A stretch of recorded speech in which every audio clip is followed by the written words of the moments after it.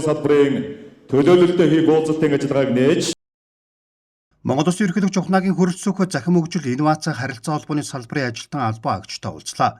Салбарын яам төрийн үйлчлэгийг иргэдэд хүртээмжтэй ил тод шуурхай хүргэхийн тулд захим засаглалыг бэхжүүлэх, харилцаа холбооны дэд үтцийг өргөжүүлэх, өндөр хурдны интернетийн хүртээмжийг нэмэгдүүлэх, 5G технологи нэвтрүүлэх, кибер аюулгүй байдлыг бэхжүүлэх, инновац технологид суурилсан эдийн засгийг хөгжүүлэх, хувийн хвшил болон олон улсын байгууллагуудтай идэвхтэй хамтрахад анхаарч байна. Нийгмийн сүлжээнд хүүхдийн аюулгүй байдлыг хангах тухай өгөгдлийн тухай хангалттай хуулийн төсөл боловсруулж нээлттэй хэлэлцүүлж эхэлжээ. Төсөл батлагдсанаар захим орчинд хүүхдийг хамгаалах, өгөгдлийг эдийн засгийн эргэлтэнд оруулах, байгаль дээлтэй ногоон дата төвүүд байгуулах зэрэг боломж бүрдэх юм а.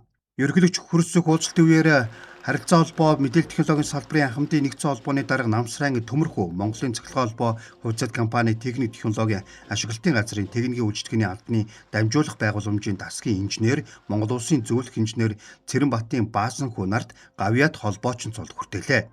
Мөн нэр бүхий эрхмүүдийг төрийн дэд одон медалаар шагналаа.